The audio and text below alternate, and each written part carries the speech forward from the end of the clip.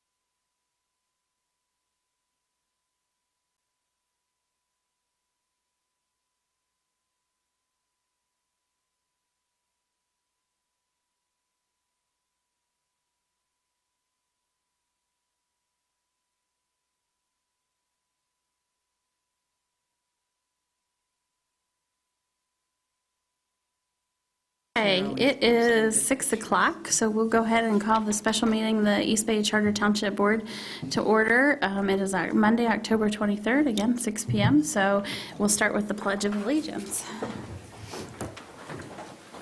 I pledge allegiance to the flag of the United States of America and to the republic for which it stands, one nation, under God, indivisible, with liberty and justice for all.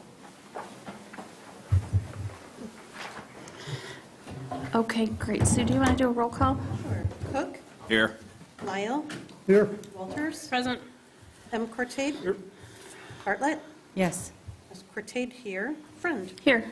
Okay, with that, on our agenda tonight, we have the 3 Mile Trail Extension Grant Resolution of Support and the fiscal year 2022 budget and ARPA funding process. So with that, it is a special meeting, but we do have everybody here. I don't think that we want to add or take anything off, but does anybody? We're all good with that? All right, so we'll go forward with review of conflict of interest. Seeing none. Public comment? Any public comment? We are breezing through this correspondence. We'll go to the first agenda item, which is the 3 Mile Trail Extension Grant Resolution of Support. Ladies, which one of you guys would like to fill us with an overview? Or both of you, whatever works. Good evening.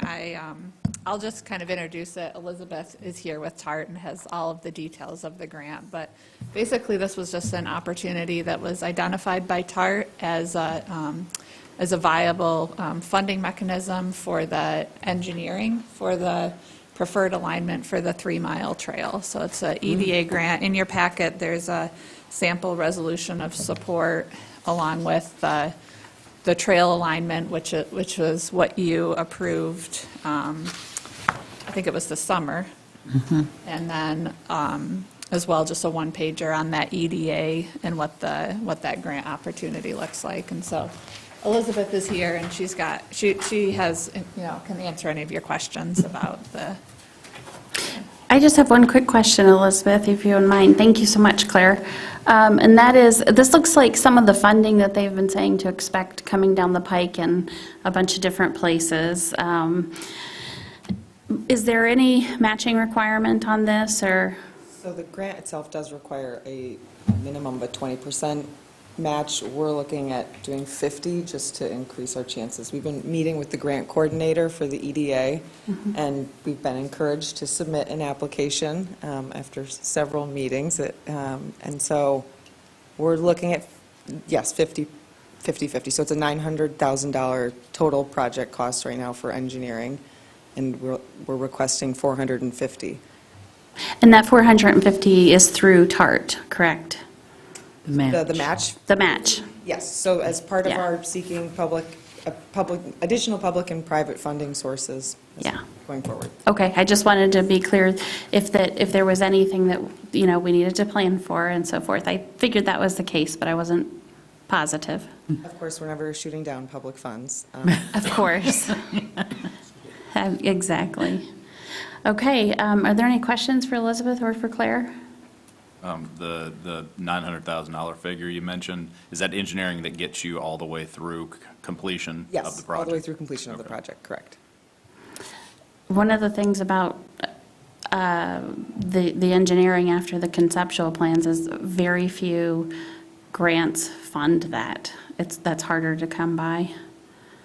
And we'll see how it goes with this one. We have a number of different requests out there, so we're seeking any funding sources that seem like they could be a fit. With the ARPA funds, there is not a whole lot known, so it's tourism and outdoor recreation is the focus of this. It's also the EDA, so they focus on underserved communities and jobs. And so how does that all come together? And hopefully the 3 Mile Trail is a good fit. Yeah, hopefully. It's definitely new and different out there. It's the wild, wild west of grant funding right now. And the grant application is, for engineering, at least for us, it's nice. It should be an easier application than for construction. Those are hefty applications, so. Okay. All right, well, great. Any other questions? Is there a motion? Sue, you said this starts on number what for the It would resolution? be 2021-28. And I have one very small correction on the resolution. It's at a special meeting of the Township Board, not a regular meeting of the Township Board. Okay, yep, sounds good.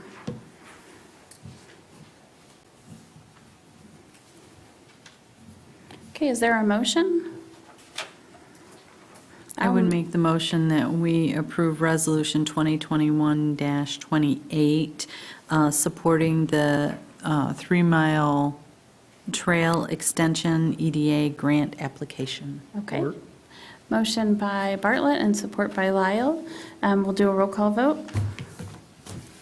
Bartlett, Yes. Lyle, Cook, Yes. Walters, Yes. M. Cortade. Yes. I vote yes. Friend. Yes. Well, thank you, and thank you for TART for seeking out those opportunities and putting this together. I know it's a quick turnaround, so good luck with it. Hope to hear good news.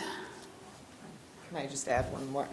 Yeah. Carl Ferguson, I believe he's on your planning commission, is assisting us with the grant application. And it is, again, it's the township as a co-applicant, but Carl's familiarity with the township is very helpful. Good, good, that's great. And Glad his to hear it. familiarity with just grant applications in general, so he's Good. Terrific. Thank you. All right. Okay, with that, we'll move on to the fiscal year 2022 budget. And let's see.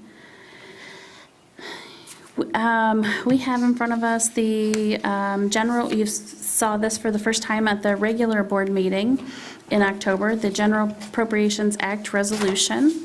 And then following that, you have the resolutions establishing officer's salary, background budget information, which is basically the line items from BSNA with the notes.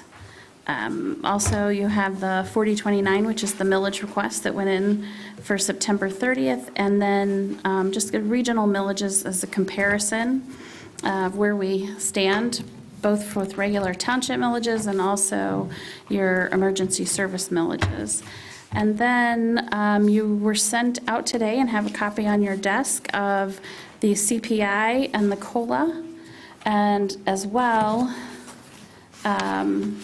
this was not in the PDF that you were mailed today, but it is on your desk.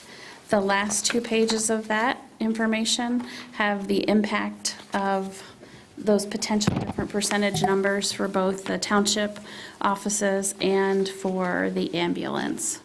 So we can take a look at those too. I guess I would say, how do we want to start?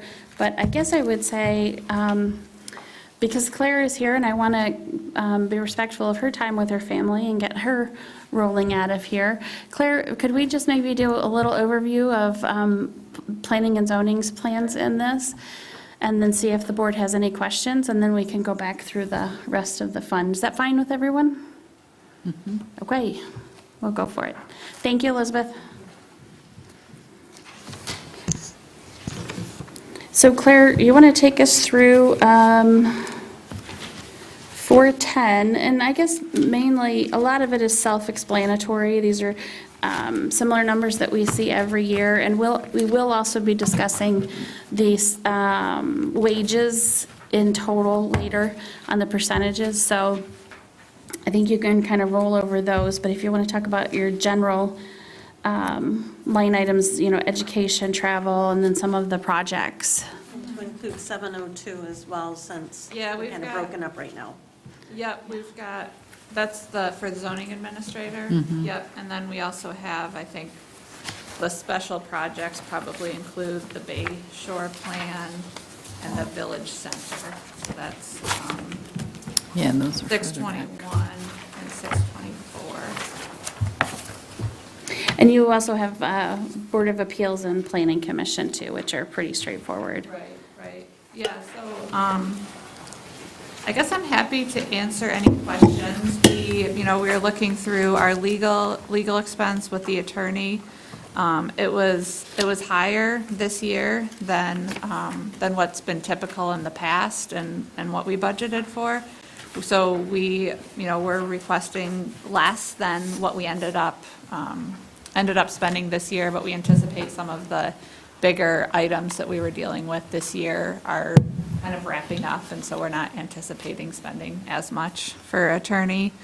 You'll see the stormwater expenses has been removed because that's been all folded into escrow, so all of the stormwater permits are still being paid, and it's still with the same rate, but it's being wrapped into our escrow, because what we are finding was that the stormwater oftentimes they'd have the stormwater fee, plus we'd start taking out of escrow, because our stormwater ordinance states that anytime there's more than like 2 reviews by the township engineer, then it starts to come out of escrow. So this is sort of a cleaner way to track the revenue that's coming in associated with stormwater.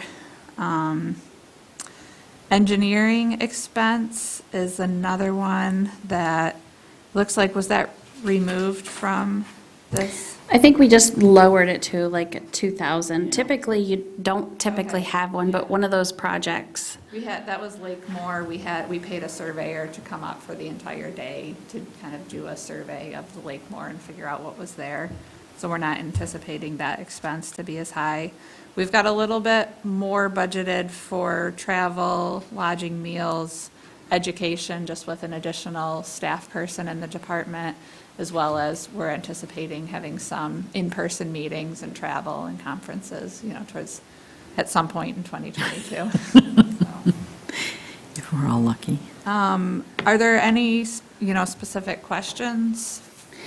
I just had a couple comments, if I could. So one, the Education Association's mileage, travel, lodging, meals, I think what they are the same as they were the original from 2021. However, we do feel like they'll be sufficient, especially because now we're able to take advantage of so many that are being online. Still, we'd like to do some that are in person because of just some have really good networking experience, and others are, it's just a very good thing for webinars.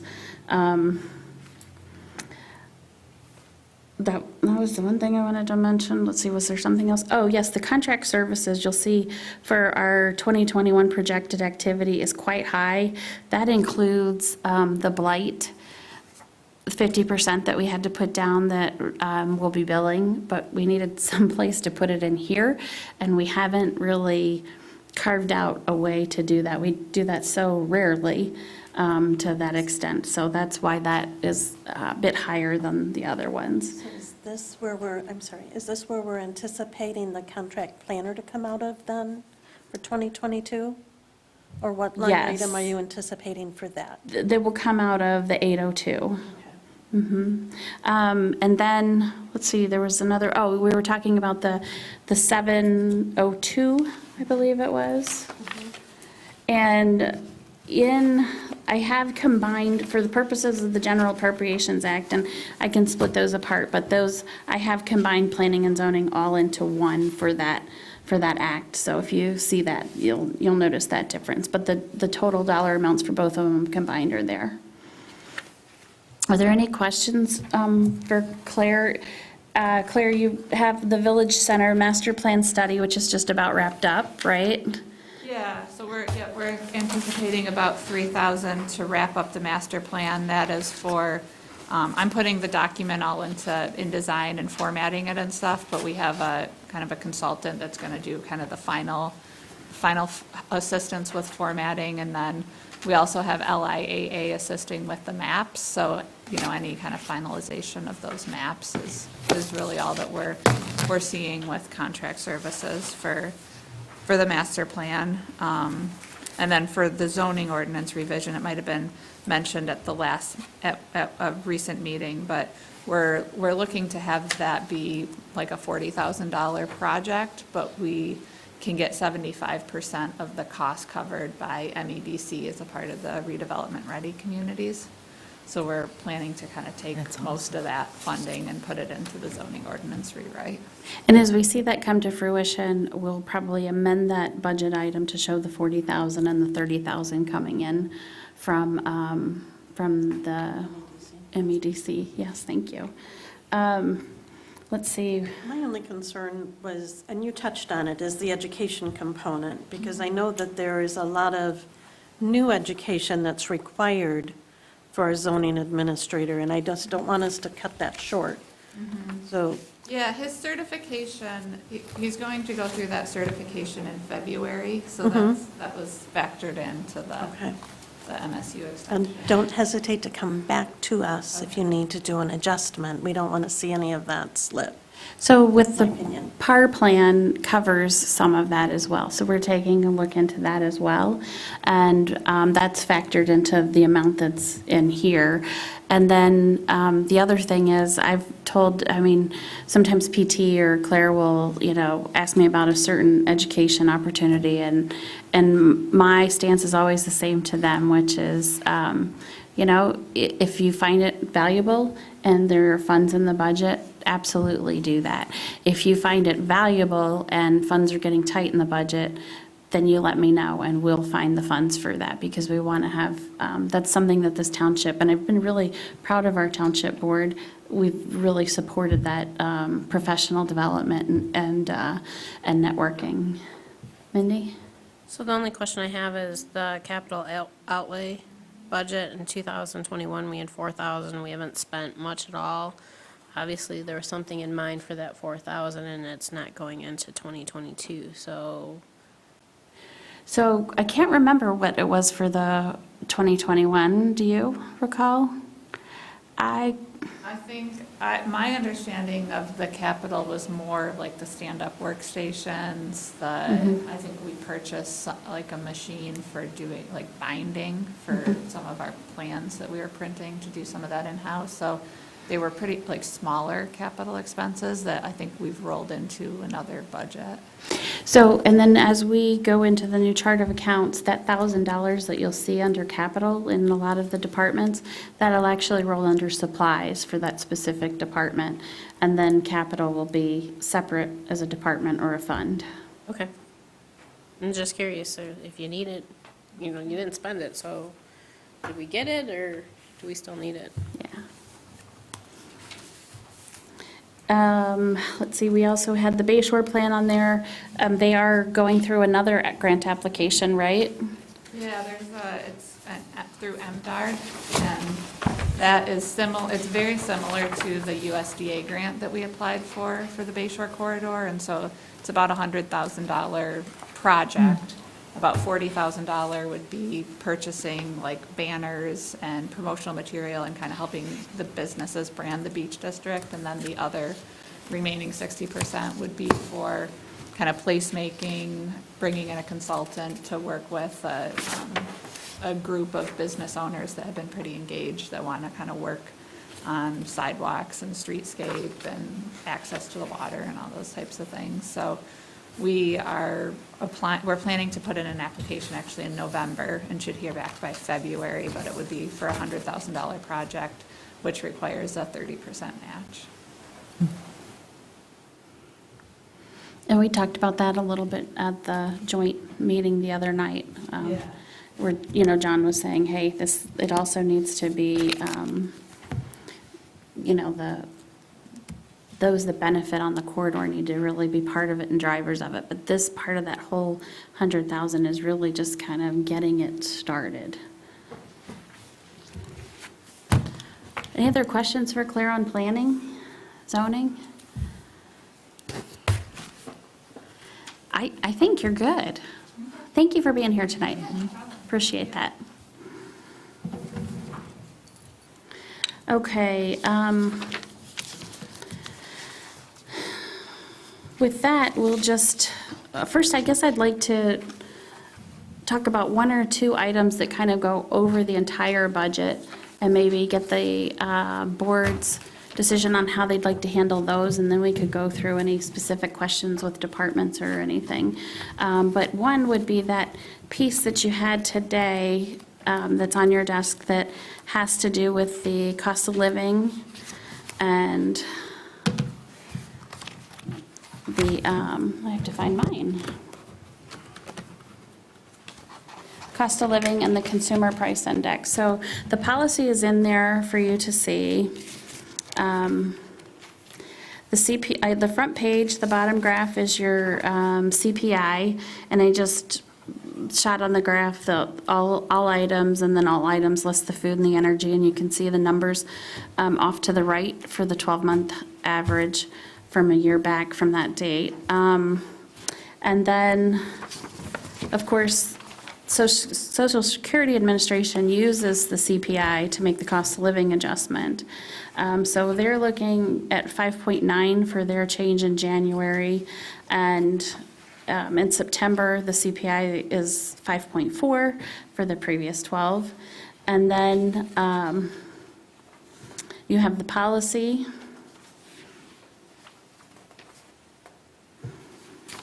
And then the second to the last page is across all of the Fund 101 wages. So this is not only employees and elected officials, but it's also appointed board meetings and so forth. So as I mentioned, in the 2022, there was a 3% included in there.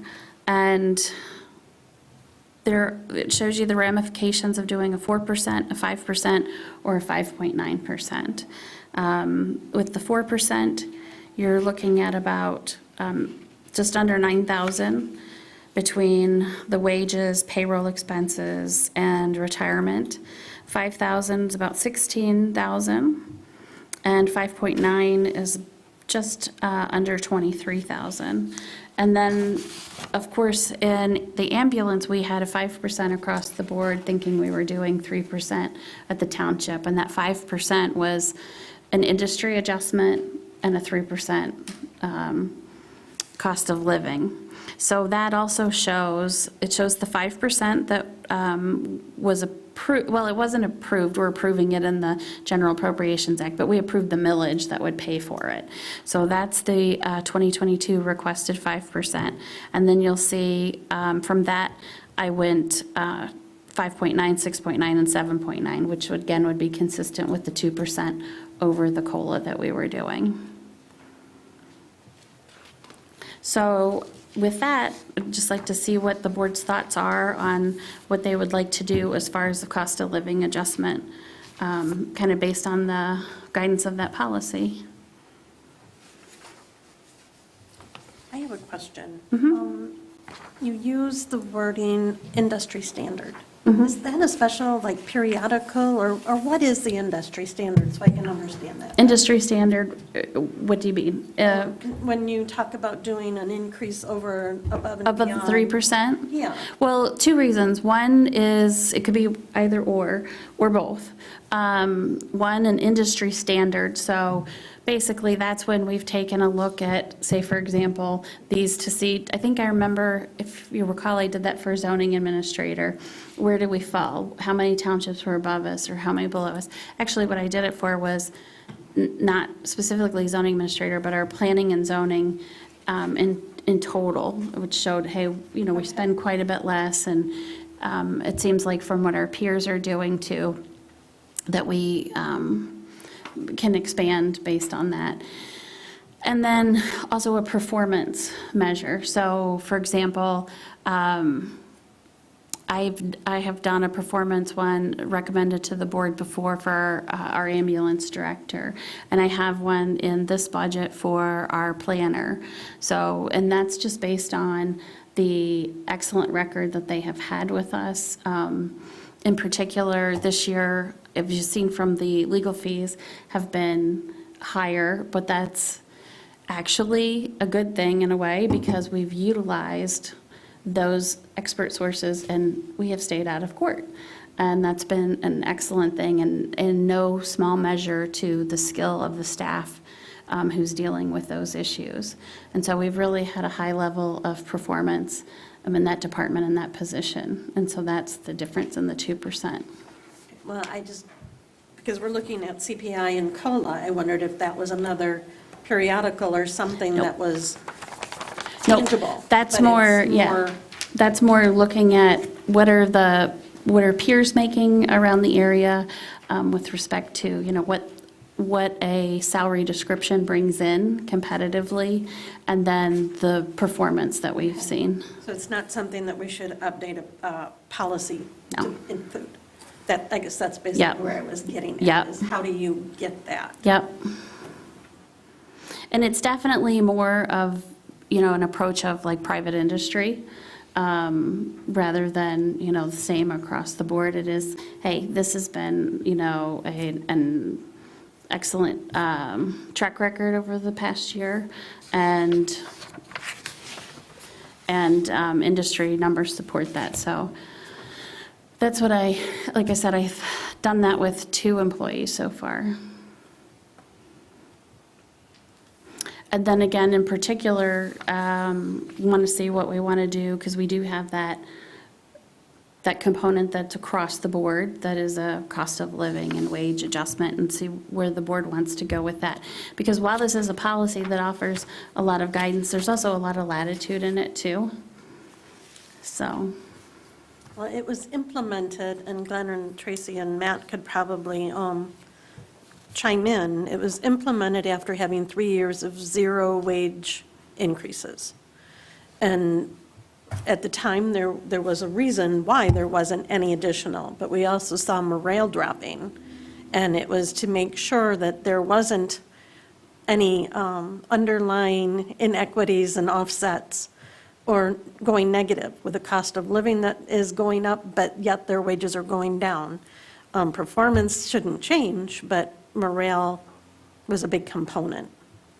Well, the thing was, we didn't have any money. That's I mean, true, we too. were just skating, we were, in 2004, at the end of the year, we were in the hole on the general fund. 147,000. Plus some other funds, but that's why. When I look at this, and I guess I'm looking at trustees, Garfield, 13 annually. I thought they had an amount plus so much a meeting. For East Bays, No, for Garfield. Fairfield. I know they get paid by the meeting, but I don't know. I think this they, is- I thought they used to have so much for being elected and then so much per meeting. And they may have done away with that, I don't know. This is all that's being presented to me, it's not, Oh. it's only what they share. is there a particular format that you're suggesting would be good? Because while we can account for it in the budget, we can always, that's something we could bring back too, if you're saying, well, hey, we would like to have stock amount, but then so much per, one meeting per month, 2 meetings per month, or something like that, I don't know. No, I I'm mean, just asking the okay. question because I remember them being like that, And I think it was $200 for each additional meeting. and they're having 2 meetings a month. Yeah. That's what my thought was, but just asking. Okay. And I can't give you that answer, I can only tell you what they supplied with me, the information. And you'll see on Long Lake, they have a $75 per diem. Elmwood has a $100 stipend per meeting, above and beyond theirs. Grand Traverse County has a $35 per diem. So every time they come and see us, they get a $35. Or anybody else. Years ago, I don't think I was on the board at that time, but you went through and had a wage study done and adjusted some wages due to that. Are we at a point where it's been enough years that maybe we ought to consider doing that again? We did do that. That was a company out of Detroit in 2005 or 6, I think we did It that. was 2008. I think it was 2008, earlier than because that. I was right when I joined the planning commission. So we can absolutely do that. I think, my personal opinion, I'm happy to do that if that's what the board wishes. I feel like, in general, we're competitive. I think if we want to tweak any, I don't think that we're that far out of whack that does it warrant paying the expense of the study? Question. Run over again why we're showing up to 7.9% increase for ambulance? So originally, they were at 5%. That's what we did for the budget. But that was a component, that 5% of two items. 3% cost of living, which is kind of generally what we have been at, I think, the past couple of years. So 3% for that, and then 2%, just an adjustment based on the fact of, what we're seeing wages in general and wages within the ambulance service. So that's what made up the 5%. So then if we're going with the cost of living is 5.9 or 5.4%, that really doesn't do anything other than the cost of living. So that's just, I only put these numbers here. I'm not saying you have to do that. I'm not asking you to do that. I'm just saying these are for your consideration. I guess what I would personally like to see is if the wages of the ambulance need to go up, they need a wage adjustment. But when it comes to a cost of living, I think it should be across the board for the whole township, not, somebody looks at, well, the ambulance got 7.9%, this person only got 3%. It leaves a bad picture. It's because we need to get the wage up, then we need to adjust the wage, because we're talking two different things. And you can't, I don't know how you can combine them and not have it look way out of kilter. Well, and it goes back to that morale statement, too. Exactly. Because it's an inconsistency. So Everybody worked super hard. Yeah, It should be a wage and then something. there should be the wage, and then if it's 3%, 5%, whatever percentage cost of living, it should be all the way across the whole. So That's my own personal opinion. the reason that was done at this time was to make sure that we had the money in the budget, and so to do it during the budget time. They're not, while it may be lumped as a number, as a statistic, or I'm sorry, as a calculation, it's not, they're not lumped together. That was a 3% COLA and a 2% wage adjustment. Yeah. Okay. so And I that- think the opposite can be true That's too. 5%, but Yeah. I'm looking at 7.9%. Yes, but we had to adjust because COLA was not 3%. COLA is more like 5%. And so, So she's taking the 2% wage adjustment and adding it on top of the COLA Okay. adjustment. And I guess what I'm saying, I don't have a problem with that. What I have a problem with is combining it so it looks like it's a percentage raise, which cost of living is one thing, the wage adjustment should be something altogether different. it is, it's, When I'm looking at, though, when I'm just looking at it, in your mind, you've got it. But when I look at it, I think, why would they get 7.9% and somebody else get 3%? so, and then the other part that you were mentioning, which, about like, well, everyone should get the same amount, to make sure morale, that can work on the flip side too. The people who are really, excelling and they get the same as everybody else, that's also a deterrent too. So I think, But you're talking two different things. You're talking a wage adjustment. If they're excelling, they don't get a bigger cost of living, they get a wage adjustment. exactly. Okay. When we lay it out, though, For the ambulance specifically, it's more of a wage adjustment across that board, just to bring all of those wages in that's a line. wage adjustment, not a cost, and I'm looking percentage, because everything else we're looking at is cost of living, not wage adjustment. But this one, apparently, we're looking at both combined. Correct. Okay. Well, To I get think we it- need to do it To get it, separately. and I can show those separately. I mean, they're just Okay. two different columns broken out, but I want to make sure that that money gets into the budget, if that's the board's choice, to do both. That's my opinion. I can't speak for anybody else. What I'm understanding is that, though, for them to get the 7.9, everybody would get the 5.9, because that's Right. what we would do, and then add the 2%. Right. That's the way I understand it. Yeah, And so when you look at the general fund too, you'll see that it says 5.9, but you've done adjustments for the two that you had discussed. Well, I Or is there didn't do, additional? I did not do, I did an adjustment for the planner, but not for the one that it was mentioned in the budget was the ZA upon certification. So that's not in there until certification. And then I noticed that the open position for receptionist office manager, we still have to come up with a dollar amount, and it's getting the 5.9 also, if that's what's adopted. Correct, but that is more a placeholder. It's not to say that the person would be hired, and you and Tracy and I have looked at what that composition might look like that we asked the board to approve. So if it's an office manager, if it's a communication specialist, that will impact it, plus who fills it will impact it. Do they have limited experience or extensive experience? Right, but it would be a starting point. It wouldn't necessarily be if they come in on December 20th. I don't think we're doing that, where they come in December 20th at one rate, and then January 1, they get this other. No, as a matter of fact, last year with Claire, we did not do that. Right. Because when we hired Claire and she was, or not last year, 2 years ago, 2019. we didn't do that with Claire because she had that percentage and had just started. So we did not do that, less than 30 days later.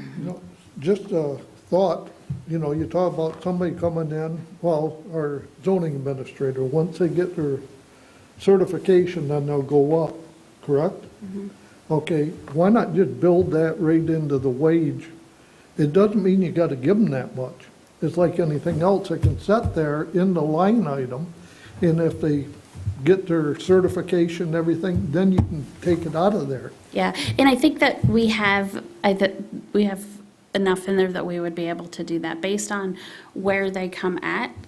I think that we'd be able to just shift those between line items. So the big thing from the payroll aspect of it is we need to then very carefully write what those wages are. Exactly. Because when we Because- look at it, we look at the annual and divide it by 2,080 hours, but that's not what's going to be if that's not the wage we're offering. And the budget shouldn't be their exact wage down to the dollar and cents. But And that's why it needs to be Well, spelled out correctly. yeah, and that would be in the payroll records and in the, in the employment records.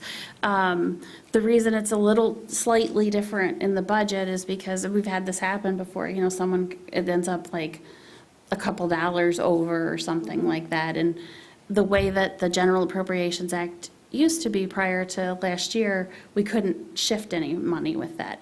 Now we can, so that helps. And also we'll be moving to showing it like the ambulance where it's full-time, part-time, elected official, appointed official. And that's why the spreadsheet that I sent you earlier today shows by person, although that's not what we shared here. Right. That shows, so we stay on a consistent, Right. yes, that's the amount, not the overall. Yep. Yep. I guess, I would just seek to see what the board would like to do, and I'm fine with it. Whatever the decision is, I just need to know for calculation purposes, what they want to place COLA at and how they want to handle the ambulance as well. Well, my opinion is Social Security is getting COLA at 5.9. That's usually a lot lower than what other people get in the world. But it follows our policy. I think it should be 5.9 across the board. That includes taking care of the ambulance, getting them up to 5.9 as well. But exactly, that was my thought, that everybody would get the same cost of living. Now, if you gotta adjust wages, that's another part of it, but that shouldn't fall under cost of living. Agreed. No, it wasn't falling under cost of Oh, living. no, It does but- fall in the line item, though. I mean, it doesn't, the line items don't show them differently. I think you can spell it out correctly in your sub paperwork, the bottom pieces that you usually do. What we would probably do then, Glenn, is we would probably take, so for example, with the ambulance, we would probably take, if it's a 5.9, then we would add 5.9. Looks like that changes the budget, a nominal amount, about $4,400. And then from there, we would take a look at where those wages are against industry and see if another 2% is justified with that too. And then if so, then we'll bring that back. So is that 2% of the wages, is that discretionary on the per person, per worker? So it's not with the ambulance because it was bringing all the wage categories up by 2%. And then the only one it was here was for the planner, and it still left the planner a decent percentage below Peninsula, Garfield, the city of Traverse City, and so forth. It also was reflective of the listings that I'm seeing for different openings too. Like when I look through Michigan Association of Planning, I know there've been a multitude of organizations locally within our Grand Traverse region that have been looking for planners as well. So that's why that's indicative of those two items.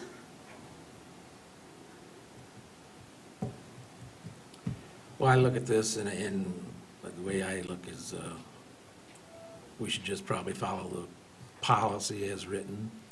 As far as the township financial and/or economic circumstances, we don't fall under any of that.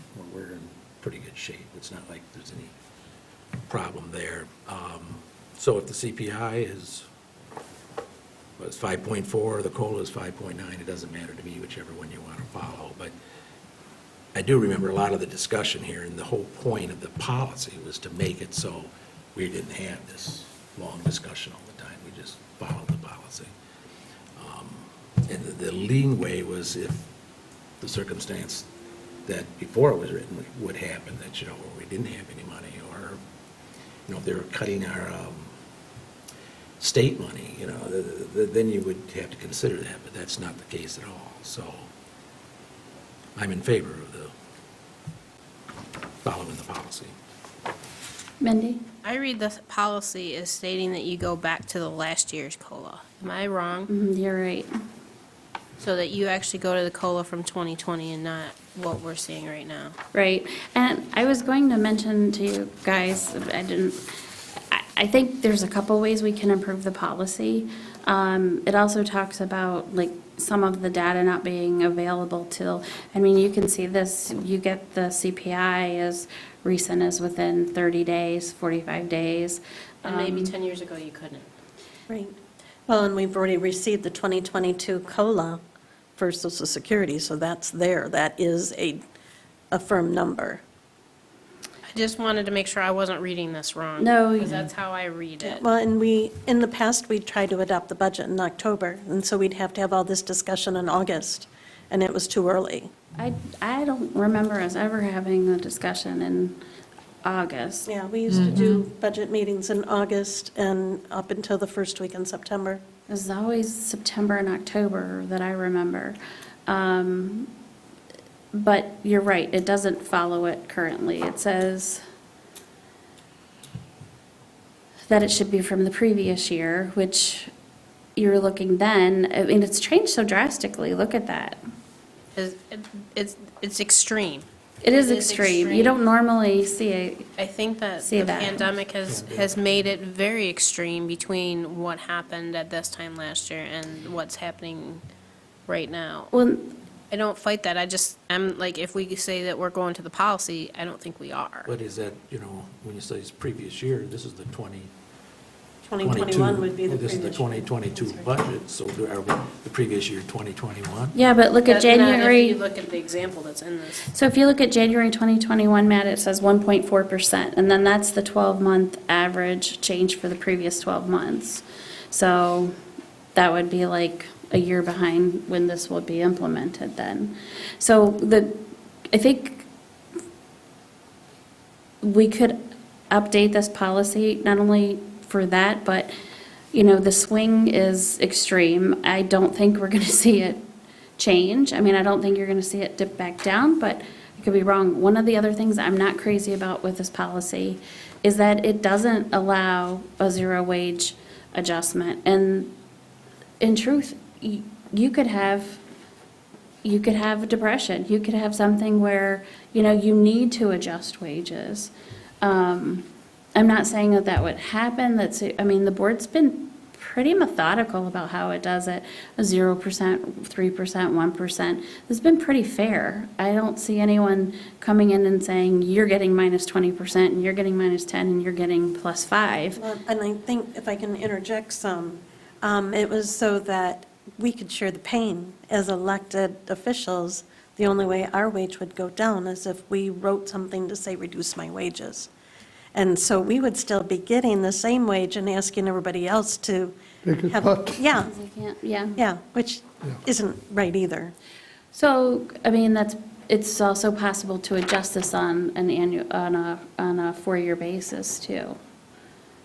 Yeah, I think since we're getting the information that's true and accurate, I don't have a problem with either the 5.4 or the 5.9. I don't But either, I just wanted to make yeah. sure that I was, because I wanted to be proved wrong, if you will. Sure.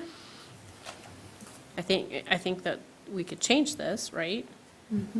And I think we're in extreme circumstances, and I think that we need to, with the signs out in front of McDonald's that say that they're hiring at $21 an hour. I think we have to do this. No, you can encourage new employees, but you also need to keep the ones you have. And how do you do that? But this doesn't- Again, too, oh, No, I was just reading it again it doesn't say last year's, it says latest years. And it gives the example of 2021. And it doesn't give a, date.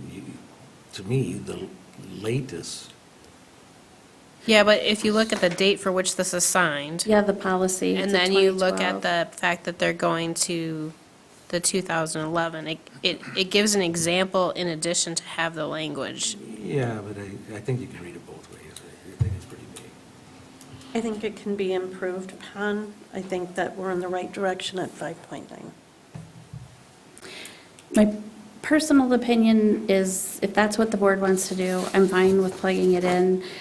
I think it's been a pretty extreme shift, and, I mean, I'm fine with also limiting it somewhat to,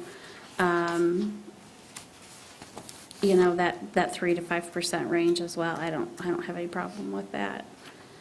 But like I said, it's, Mindy's example of McDonald's at $21 an hour, I don't know that 3% is realistic to encourage and maintain the staffing we have. Sure.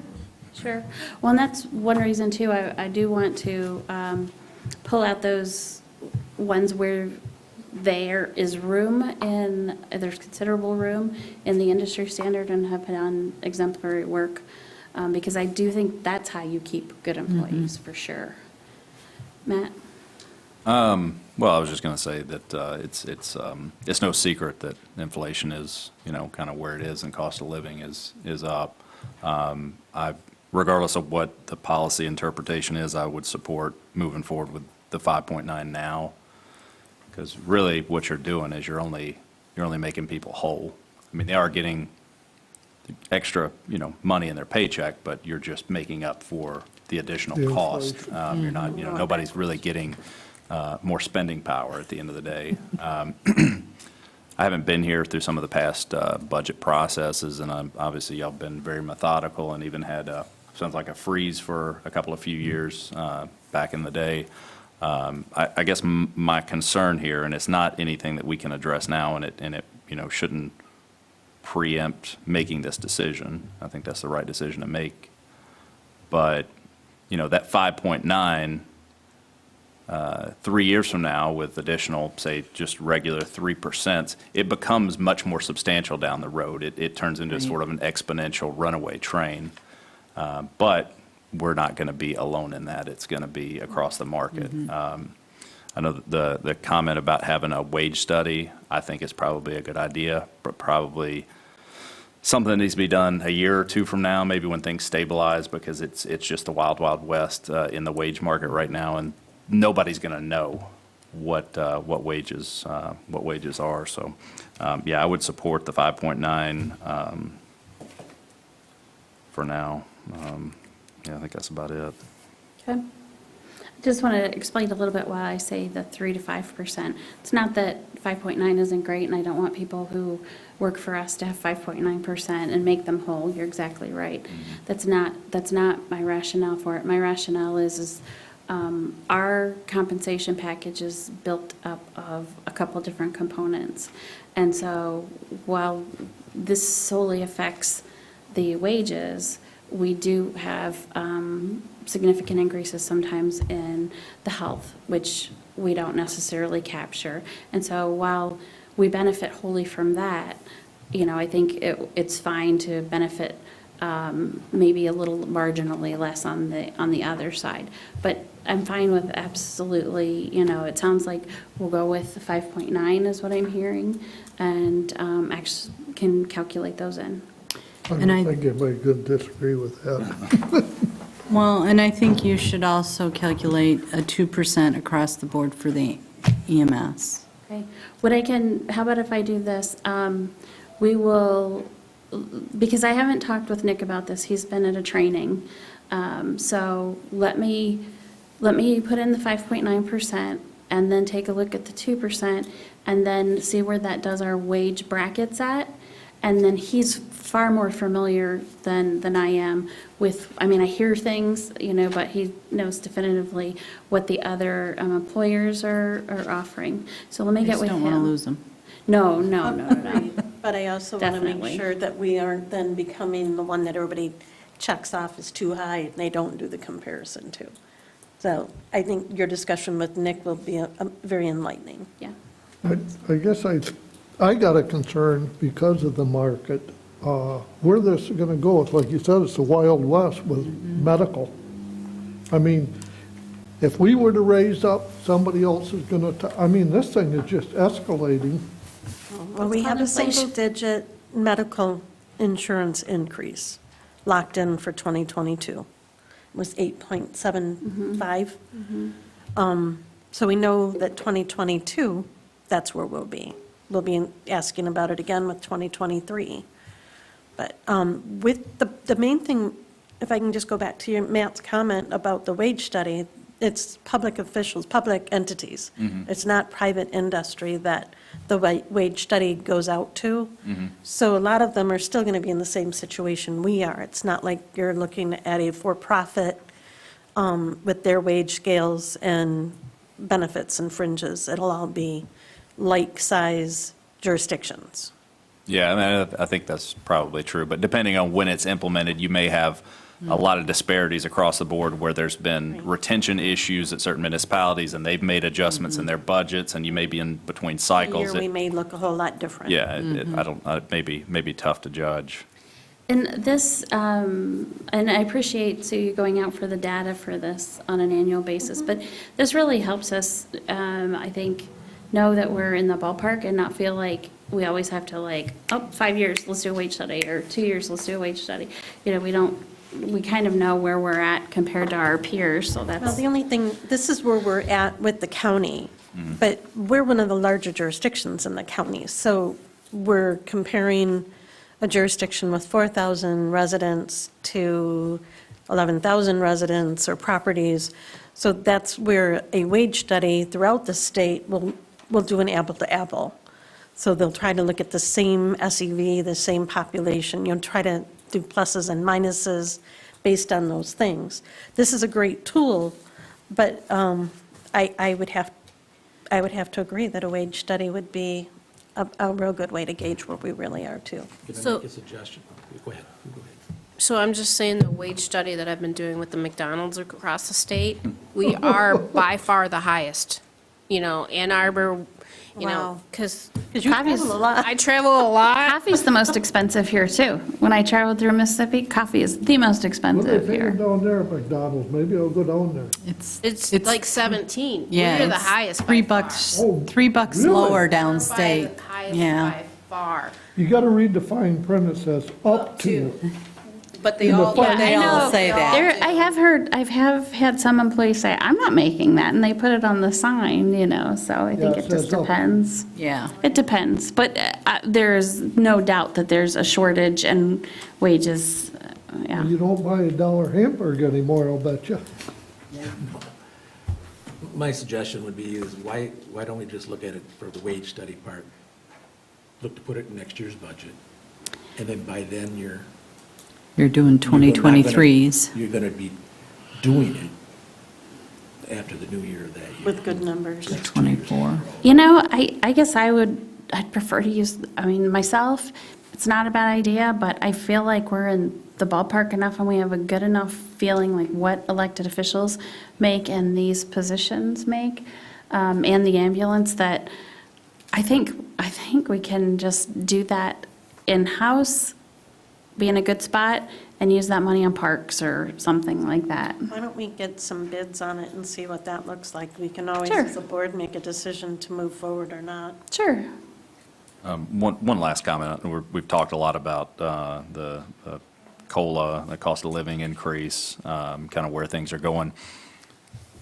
Related to the overall budget for all of the contract services and capital outlays that are in the entire budget, have we applied that same thing? Because I know, at least in my business, we're being told that, Hundreds. Yeah. you want a proposal now, get it before the end of the year, because Yeah. all of our wages are going up January Yeah. 1. Yeah, we do that the best that we can. I never take anything for the same as last year as it is for next year, and I also don't count on it at like a standard, say like 5.9% either. I usually tend to look at the vendor, say for an example, the vendor that we've used, how their prices have done over the past 3 to 5 years. Do they tend to go up, not up?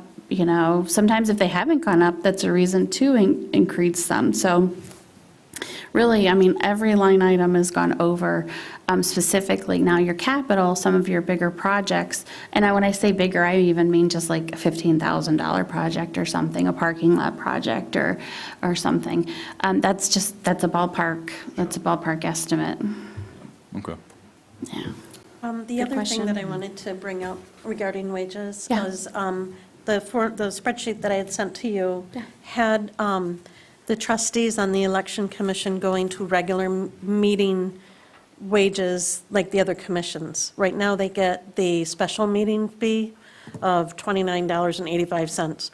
I'm just saying that we bring that up to the same as the other commissions so that it would be $119.41 per election commission meeting.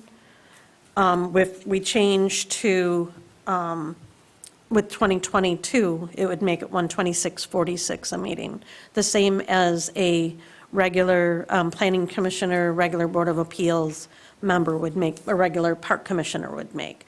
The clerk doesn't get additional wages, it's part of statutory duties, but the two trustees that are on that election commission, sometimes those meetings go a lot longer than, an hour.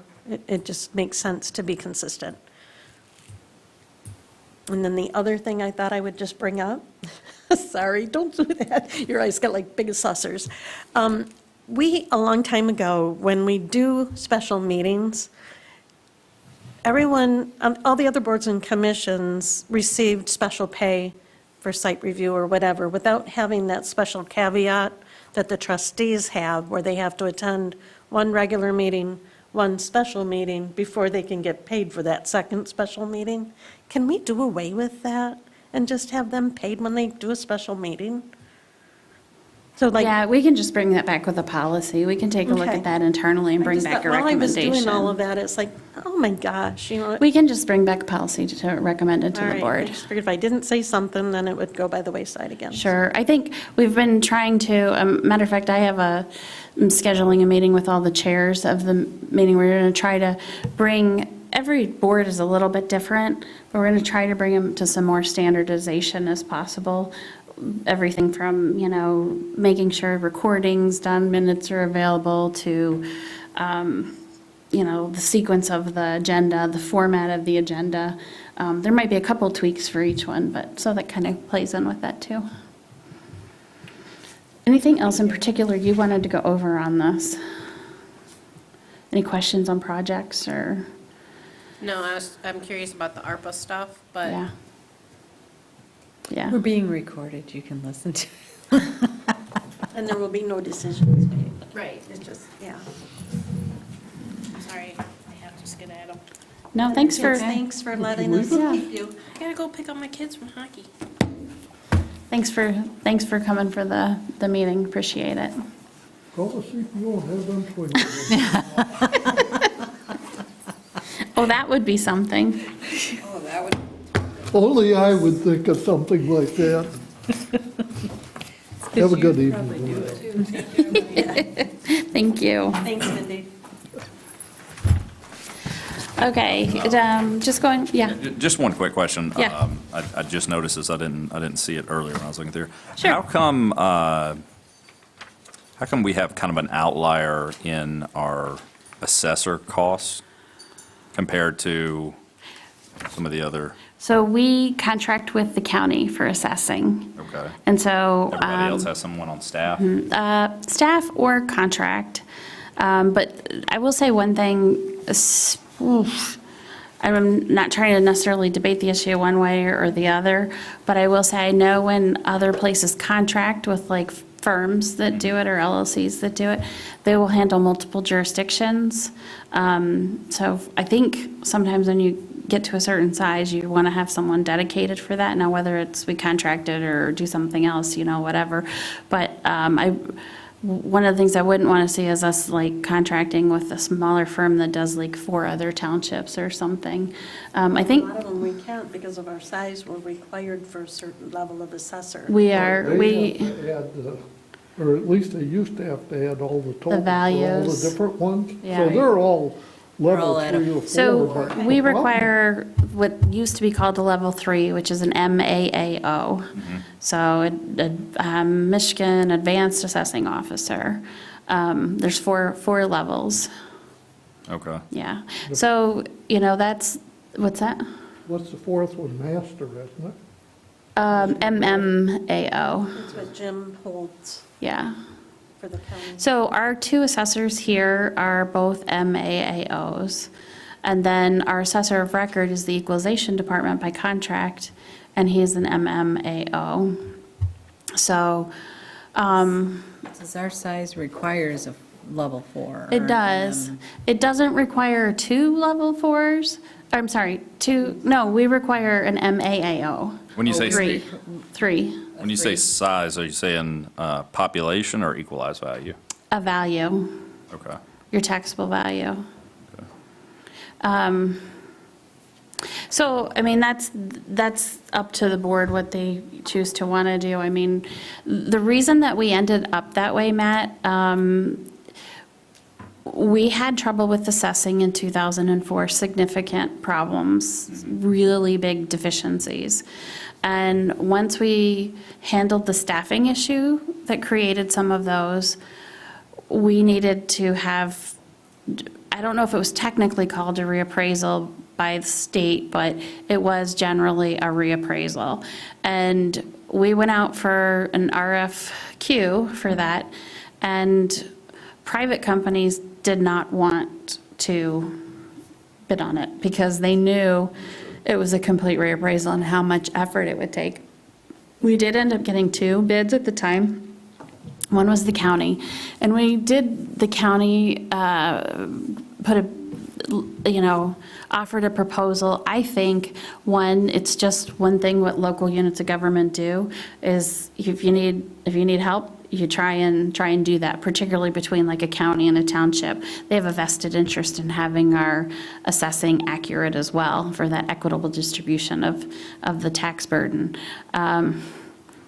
But the other firm that bid was like astronomical, and they did it because they knew what it would require. All right. Yeah, I'm not trying to pick it up. No. And we've just kind of evolved from there with that relationship. And so now we do have two full-time assessors here, so. Okay. Yeah, so that's probably an indication of the cost there too. And I think their overhead's a little high at the county, but that's just me personally. Well, that was what I was going to say. Our contract with the county, they include all those benefits and everything that those employees are getting, where the rest of these line items are just strictly wages. Gotcha. So you'd have to figure that in. And I've looked at it, gosh, as recently as probably 3 to 6 months ago.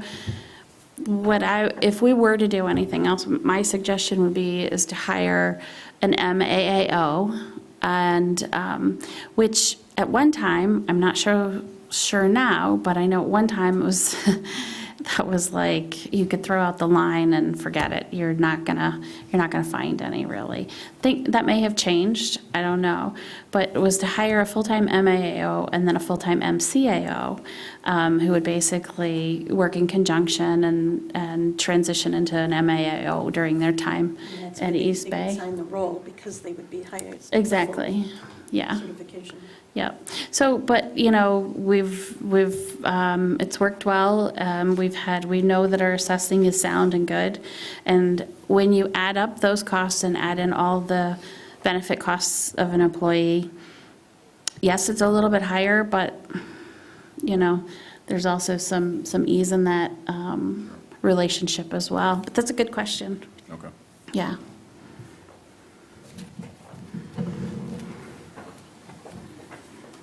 Okay, so with that, we're set on then the 5.9, correct? All right, so we will update the documents for that. Let's just see, I know you guys are very familiar with going through this budget. There's not a tremendous amount thrown at you that's new, and especially Matt is with us the first time going through the budget, so we can kind of go through and see if you have any questions on revenues, for example, and how we determine those. There's substantial notes there. Any questions on any of the revenues? And I think I mentioned when we were doing the overview, and I don't want to tie you guys, I mean, I know we're all here to do this, but I don't want to repeat so much what we did on Monday, but there's a couple revenues that we are keeping our eyes on, just because of some of the activities with the state and so forth, and our franchise agreements. I do have one question. Sure. Just really curious more than anything. Yeah. Property taxes. What's the formula to determine what we expect the budget to be? So I take a look at the equalization report, or the files or the documents that we send equalization, and I take that property value, and then, the ad valorem taxable value of all the property, and then apply the millage to it. So we have the Headley rollback. So if you look, it's actually kind of good. I found it interesting the first time I looked at it, which was not for a while till I was after a trustee, but one of the last pages here, you have the L4029, and it shows you that calculation because, 73. what is it? 73. Thank you. 73. So it shows you that calculation by townships in general are 1.1 mil, and then because of Headley, you're only allowed to increase, let's see, it goes by what it was before, plus minus your losses, right? So anything that you've lost value on, then you times it by the rate that you get it's the equalization rate, I can't remember the name of it, and then you add your additions. So you do get credit for, like, say a new building goes up, right? So that would be added onto that value. And then you multiply it by, they come up with that rollback is if that percentage would yield you too much revenue, then they roll it back. And so we have, I think there have been a couple years maybe where we haven't rolled back much, but typically we roll back a little bit. And, yeah. Through the last recession, we didn't roll back Yeah. every They put year. a hold on it. Yeah, and we actually had a negative one year, which doesn't happen often. I come up with 44,129, or 441,296 is what, at .7051. If you use taxable value, It's about 457,000 this year, but see, look back on the thing, you can see, I take the 2021 ad valorem times the millage, and then I look at our historical revenue over our expected revenue. So say we estimate it at, I don't know, stupid numbers, 100,000, and we always end up at 105,000. I will factor that in, and so that's how you come to the 457.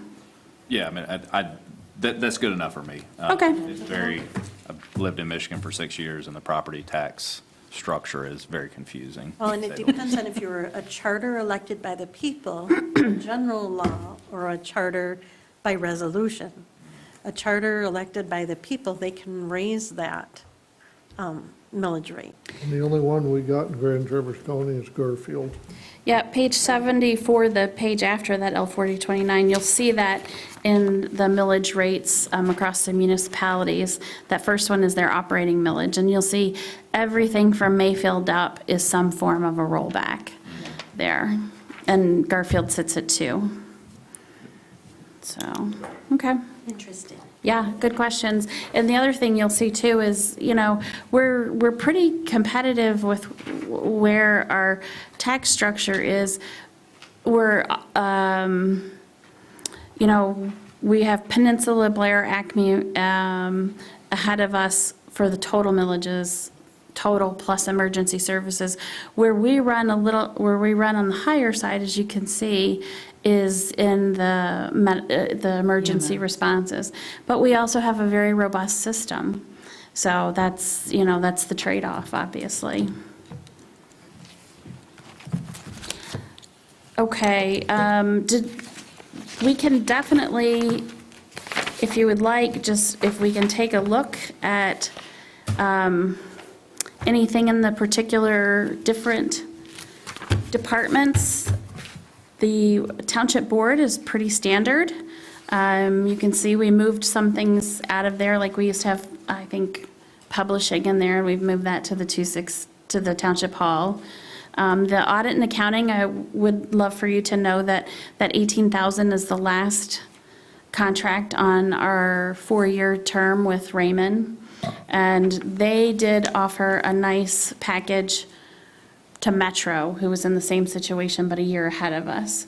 So we'll look to see that, and we'll bring back to you guys, do you want us to go out for an RFP again?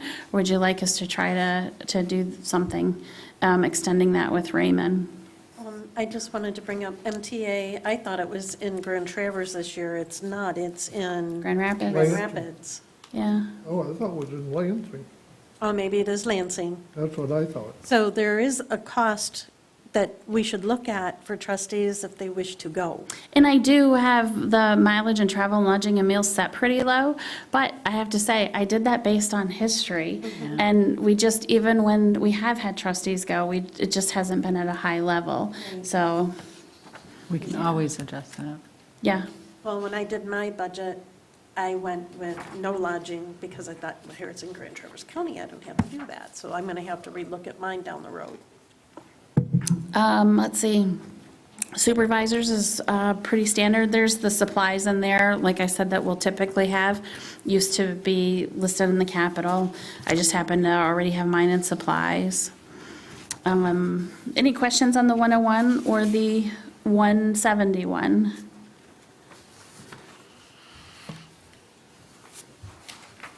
Okay, with that, we have the elections, 191, which is,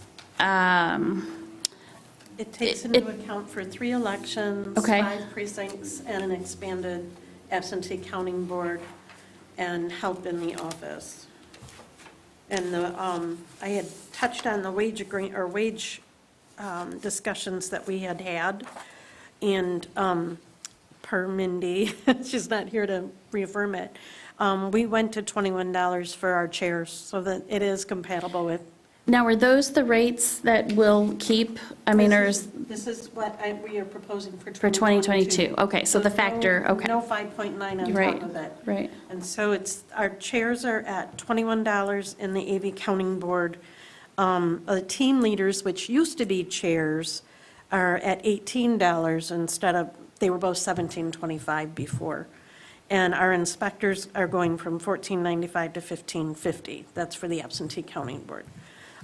In the precincts, the chairs are, and co-chairs are going to 18 from 17.25. The electronic poll book users are going to 16.50 from 14.95, and inspectors are going to 15.50.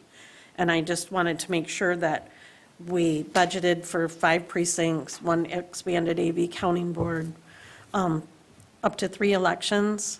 We may not have them, but if we do, we need to make sure that money is in there. The receiving board, we propose to just do a flat rate instead of that hybrid rate that's always so hard with payroll to say, okay, how many hours is that at that $61? It's just a flat $25 an hour for the receiving board people.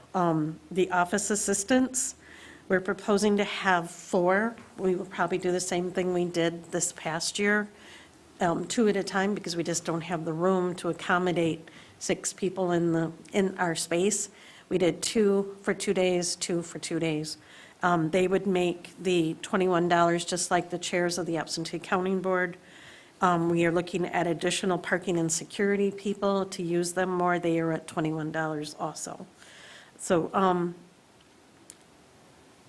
I feel good with those numbers. I did do some calling around to different jurisdictions here in Grand Traverse County and outside of Grand Traverse County. Are we the most? No, but I think that we are favorable now, where it will be something that someone will say, yeah, I can leave my job for the day to do my public service.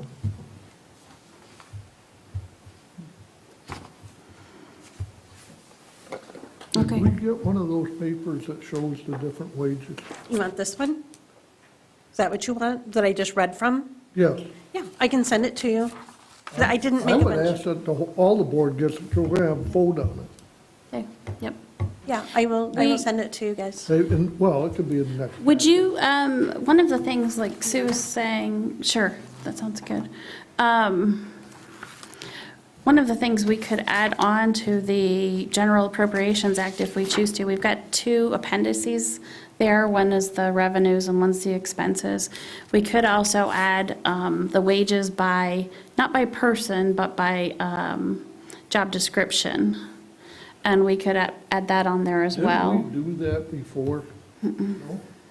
Maybe I dreamt it or had a nightmare. No, but we could do that. That way it's documented for the end of the year and what it's intended to be for 2022. I mean, the only problem you end up with is if there's only one in the department, then you know that one, but it's all That's public always gonna information anyway. yeah, exactly. True enough. Okay. Any other questions on the elections? The only question I had, Sue, was the wages. When I was looking back at what was in 20 and then in 16, because I know this, elections fluctuate, and presidential is the worst year, then gubernatorial, and then. And we just don't know. The thing to consider is we went to a much larger expanded AV counting board. We used to do that with 5 people. In 2020, we had 14 to 17 people in the absentee counting board because we had 4 separate precincts in the AV counting board because of the influx. We have an additional precinct now, so that's an additional inspectors because we run a minimum of 5 people per precinct. We try to run 7. In major elections like the general election of 2020, we try to have 9. Just because there are so many different components in this last year with wiping down the PPE and making sure that everybody was staying 6 feet apart, all of those things just added to that personnel too. Hopefully we don't need it, but I would rather that we have it in the budget and then we can do a budget amendment after the last election to try to make a change if we need to. Okay. Does that answer? Yeah, it just, you're right, there's how many people are in each precinct and so forth. I was just looking at the totals and looking at like what was in the presidential and then multiplying that by like 1.25 because that would be a fifth precinct, yeah. And so it was more than that, and I want you to have what you sufficiently need to conduct elections, no problem. It's helpful also to know where we have some significant slack built in, because that's then used other places then through the year and so forth. Right, well, and I'm hoping we'll have some slack. We have currently 82 election inspectors, and they all need to go through a 2 to 5 hour training every even year. And Holly and I do that ourselves. Last year, we were lucky enough that the county had an online portal for additional training, which worked great, but we still paid them for that because it's mandatory. We also do, before every election, position-specific refreshers.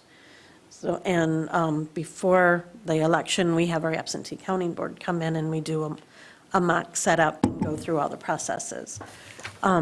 But the scrutiny and the environment of elections, we want to make sure that we give them as much training as we can.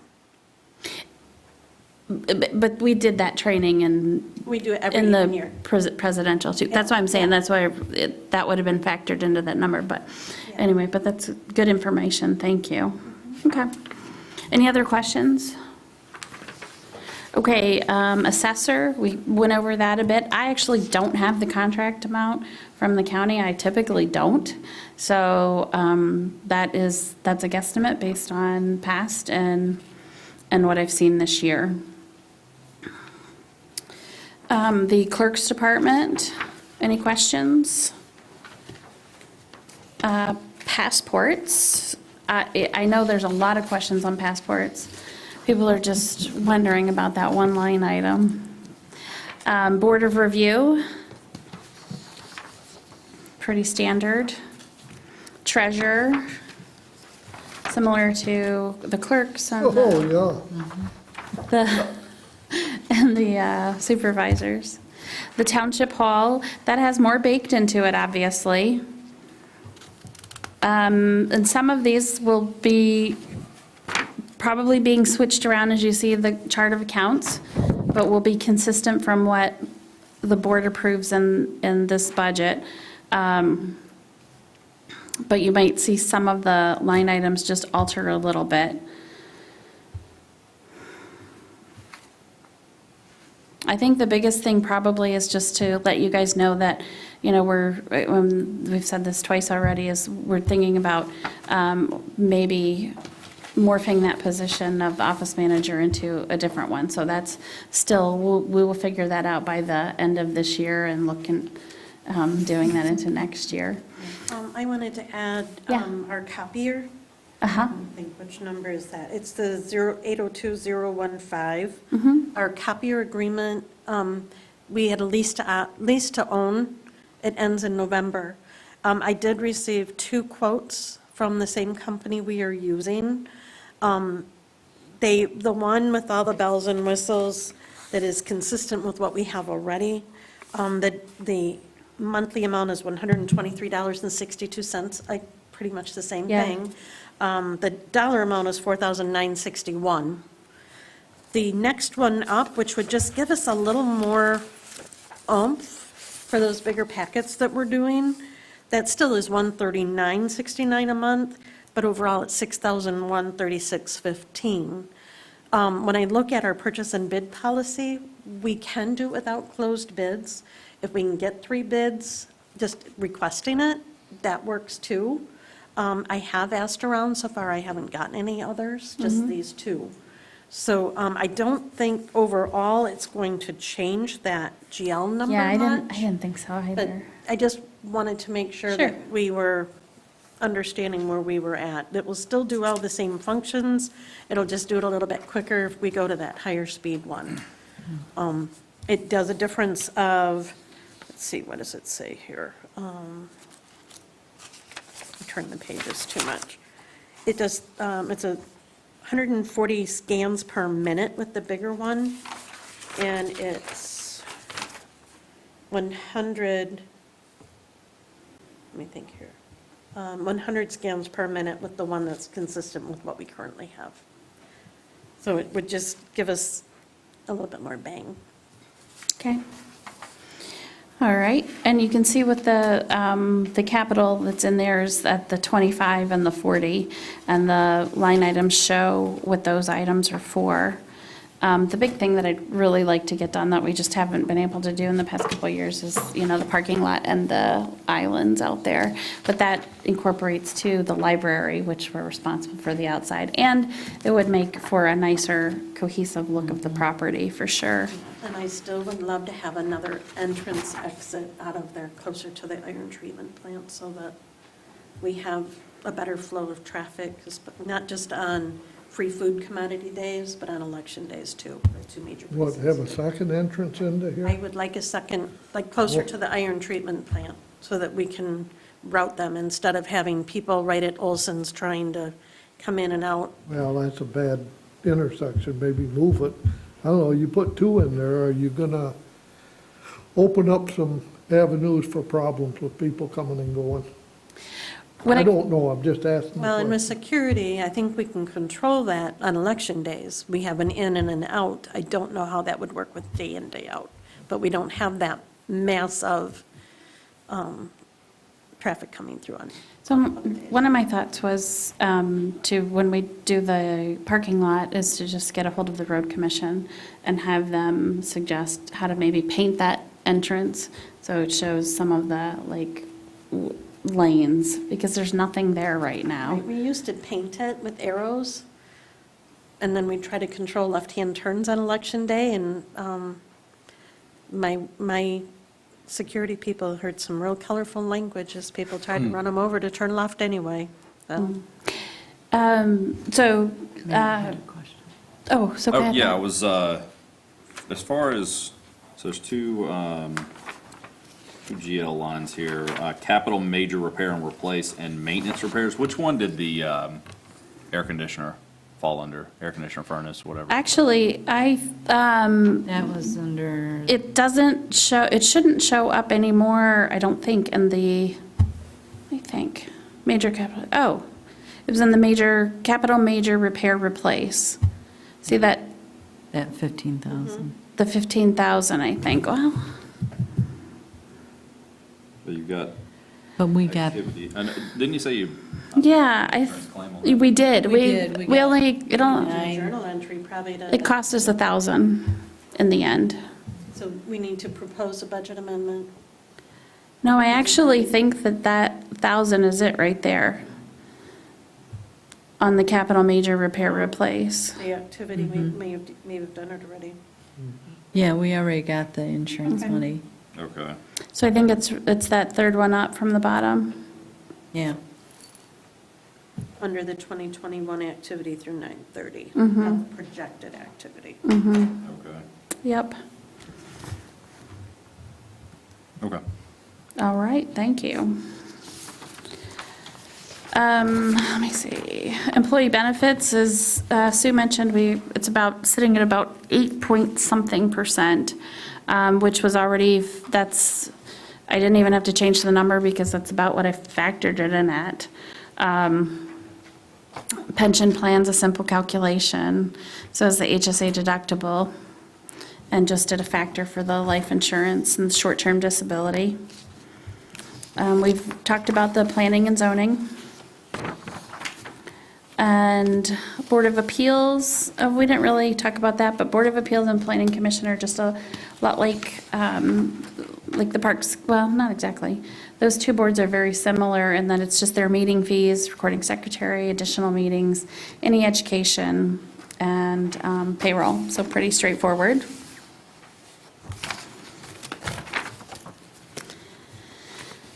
The road projects is just the brine. I don't have any other, SAD upfront costs or anything in there.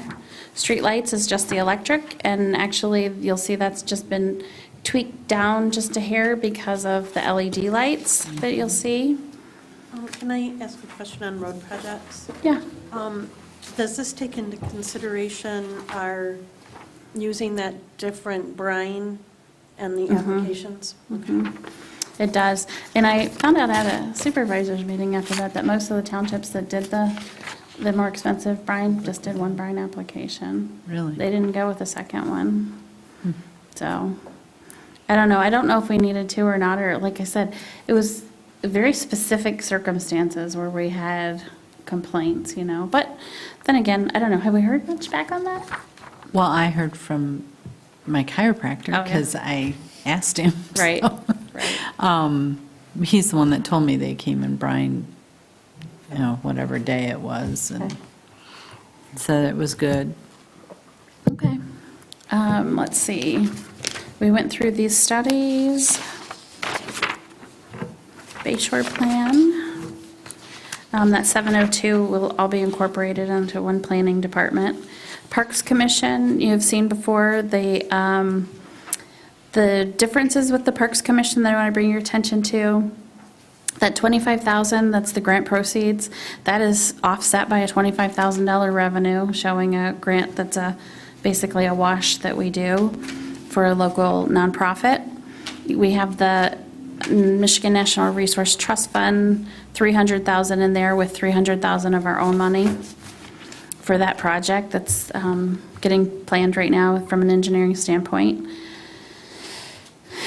And we have $10,000 in seed money for the Holiday Woodlands when that changes hands to maybe match some Rotary. We're hoping some Rotary funding to do some planning for that, engage the public with that. We do have some funds in the 801 line item to have someone from Beckett and Rader to come and work with the Parks Commission as a staff component for them.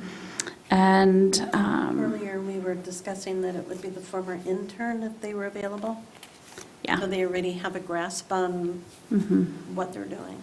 yeah, he's pretty excited about it if we approve it through the budget. He was looking forward to it. Let's see.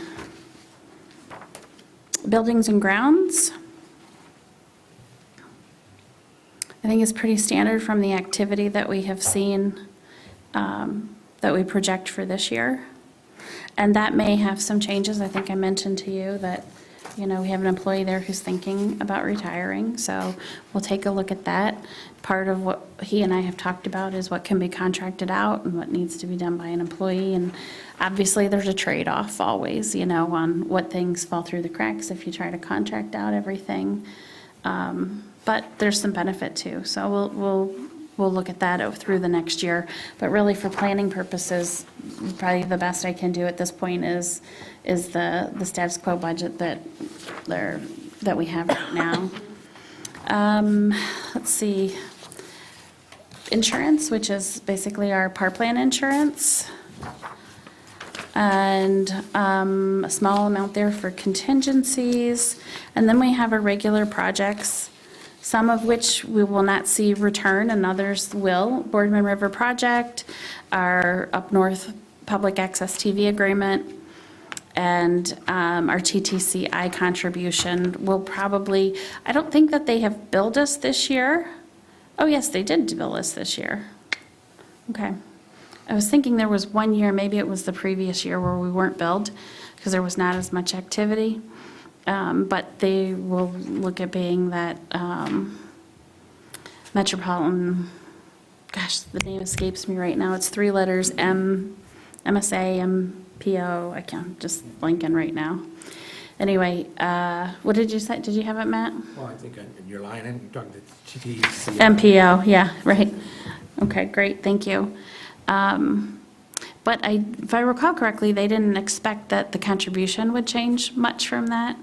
A lot of things will change, but not the contribution. The Mitchell Creek study was a one-time study. And then, of course, as we talked about last time, it's still a balanced budget, because a balanced budget is not revenues equal expenditures, it is revenues minus expenditures plus any fund balance is equal. So we definitely cover that. And the other budgets are, you have seen them before, the 206, 207, and 210. You've seen those in August and September. And then you have the other funds that are listed basically in your General Appropriations Act, which are, we are required to do the budgets for general fund and special revenue funds. So then you do have in there your short-term rentals, public access, escrow funds, and 3 business park streetlights. Can I make just a comment? Sure. On page 9 of 122, we can remove 862.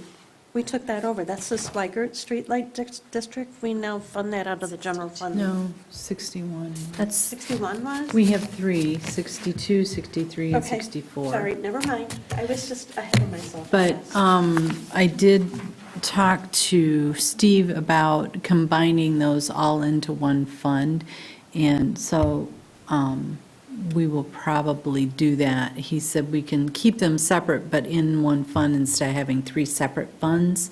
We can put them all in one and just have line items like we do in the, English Woods and Canterbury. Roads. yeah, yeah. And that will just, because that's how they're looked at when the audit gets done, so it'll just flow better for the audit. Okay. Oh, there, we had a discussion on it. Let's see. Sorry, didn't Nope. mention job track. That's okay, that's okay. It doesn't take much. So with that, that's what you, the General Appropriation Act goes through the different sections, has an attachment A and an attachment B. I would recommend that when we bring this back for public hearing, I would include an attachment C for you, which details the use of fund balance, just so that it's documented. So if anybody looks at this in totality and is like, well, wait a second, expenditures are over revenues. So, I mean, it's planned on this board's part, but that way it documents it and shows it. Do we want to bring back our approved vendor list that we used to use for blanket billing? We Yeah. used to pass that as an attachment as well. We can, we haven't really changed billing from the board motion with COVID. I just didn't know where we wanted to head. I'm not sure, I think it's getting late enough. Let's bring that back to the board maybe for discussion in November. And then, Is everyone comfortable with public hearing in November? we do need to set, when we'd like to set this for public hearing. Because we can do that as a separate appendices Yeah. whenever. Yeah, I think if you can have that discussion with Nick, he's back in town now, so that we know what that looks like for the, whatever that other part was, the Wage industry adjustment? standard thing, or that part of it. I think reviewing this, I would be comfortable going to public hearing. and to be honest, even if, we will attempt to determine whether we should recommend 5.9 or 7.9 to the board, but even in absence of that, we can definitely do the 5.9 and then follow up with any adjustment if needed. Agreed. Yeah.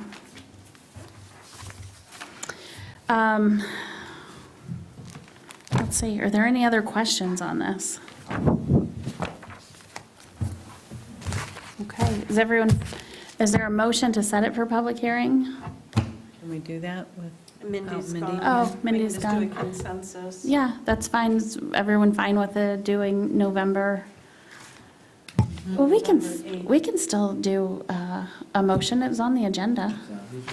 Yeah.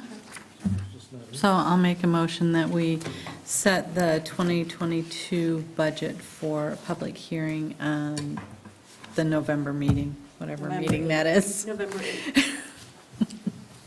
Okay, is there support? A motion by Bartlett and support by Matt Cortade. All in favor indicate by saying aye. Aye. Aye. Any opposed by no? Okay, motion passes. Okay, thank you guys for your review of this, and and your input. With that, we'll move on to the ARPA, is next on our agenda. Interesting read. And yeah, I thought these were kind of some good things to put in here, just to, I know some of them were lengthy, and I hesitated. I didn't want anyone to think I was giving them like a big, assignment of heavy reading, but I thought it was pretty interesting stuff and things that you can always refer back to. So what was included in here was just our Department of Treasury letter, an article on decisions about spending ARPA funds, and then also the recommended guiding principles. I think that was a MGFOA article, and then the compliance and reporting guidance. So, and some of this was meant for bigger entities, as you can tell, like, I think it was the decisions one, the process that they're going through is obviously impacted by the fact that, gosh, what were they getting, like $25 million. So, of course, as you guys know, we're slated to get about 1.3 million. And just looking for some input on what kind of process we want to go through. It's 4 different buckets, but the huge caveat in this is your lost revenue really affects those spending buckets. And also the dates. It's after like March 1st. So hypothetically, for example, the infrastructure that we put under the roundabout qualifies as part of that. So and I guess, like I said at the meeting, I was looking myself mostly for structure. Yeah. Can you use any of this money, like, we're budgeting 300,000 for Arbutus 5. Is there any reason you can't use the 3,000 of that, or 300,000 of this? You can. We probably could, between the roundabout and Arbutus, we could use quite a bit of our funding up right there. I will say I know that I've asked the ambulance to come back with some things that may be of need there that are with respect to what the ARPA money is trying to do. And so Nick's getting that information together. So part of that'll be, an echo unit that can help with our response time, as we've talked about. If we're out on another call, that could be used. We already budgeted twice for an echo? Yeah, but with grant funding. And we think we've had one and weren't funded for it. So that might be an option there. So he might have a couple things through that. The office structure, because we've talked about how to make that prepared for a pandemic in the future, and security, and a way to have a walk-up counter and space and secure sections in the clerk's office. I think all of that would qualify because it's part of the infrastructure that way, somehow. I think we have money and fund balance to do it too, but that's part of it, is how to move forward with that too.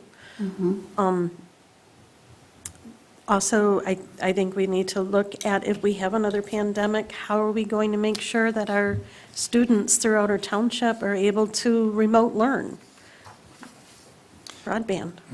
Is there, I don't know, is there a strategy here from a project standpoint, or what the money's spent on, where you sit and wait to make sure that you're not going to spend the township money on things that might be allocated from other higher up? Yeah. So one of the things, and it might have even been mentioned in there, we have been talking, Daryl Nelson mentioned when he was here, and that the county, to their credit, has reached out proactively to say, that they actually want to utilize some of the funds towards local units. Now, what that goes from the beginning to what that looks like in the end, who knows? They don't know. But I appreciate that sentiment. And I think they're just now starting their meetings. They have one this week. Well, they'll start to figure out their process for ARPA. So I think it cautions you to make sure you're not duplicating any efforts, and to also make sure that you can maybe do things that build upon each other if you're working, intergovernmentally. We could also look too, how expensive things have gotten. Even if they have the funding for the trails on the 3 Mile part, and we have the $1 million in, let's say we are awarded the $1 million for the Safe Routes to School, will that cover it? Will we need some gap amount there? I mean, I know for one, we have sidewalk just in our property that needs to be put there too. So those are some things to think about. One of the things I liked when you talk about getting, and I think we do have to think about the scale of this. I mean, we're getting $1.3 million, right? We're talking, one project could wipe it out. But 2 or 3 definitely could. So I don't think we want to overdo on the process, but yet I do still think it's really good advice that they're saying is to take time and figure out what you want to do, and that public input's important. But what I don't want to say is, public, what do you think? And then they come with 50 different ideas, none of which fit in those 4 funding pots. So one of the things I thought about is, if we have something where collectively we come up with some ideas, and then we put that out to the public and say, okay, there's a couple ways you could do it, rank them. If you had $1 to spend, how much of your dollar would you spend on this? How much of your dollar would you spend on that? Which gives you an idea of their priorities. But we would base those on some choices that we would have here that we know are all good choices. I mean, you suggest something, I say, well, that's a good idea. And I suggest something, you say, well, that's a good idea. Well, is one any, what's that? It should be weighted and ranked, too. Right, exactly. And I also liked in here, they had kind of a list. It's like, does it adhere to this, I guess I'll freely admit, I have not read every No, that's page or fine. kind of thumbed through this I stuff. didn't but expect you to. Would it be, I could see pros and cons to what I'm going to suggest, but would it be maybe advised that since we don't, I can't think of, and I'm sure somebody could think of like a really immediate pressing emergency need, would it make sense to set a date in the future, 6 months to a year from now, to, at least target making a decision? And I guess where I'm going with that is there's, a lot of, unknowns with this, and maybe it gives an opportunity for other entities to make decisions to spend money and kind of see how that plays out. And it may allow for a little more latitude in making decisions on certain things in the future. I'll just offer feedback. I think that's a great point. I will say we have to be a little bit careful because it's 2024 when we need to spend the funds, which sounds far off. But when you start doing projects, that takes a while. But keeping that in mind, I don't think that's a bad idea. I also think that we could tie that into, Claire had mentioned, and I'm pretty interested in this, the RRC funding that we can do for the capital planning and some really robust capital planning. And I think we could tie those together and go through that process in 2022. And maybe have this woven with that. I mean, maybe it's not a year, and you can't sit and wait forever, and then, inflation hits, and now you've essentially lost money by waiting. But maybe it's some period of time where we just kind of feel things out. And in the meantime, we can have discussions and sort of strategize on how we It's want. kind of under the thought process if we could do like a monthly workshop.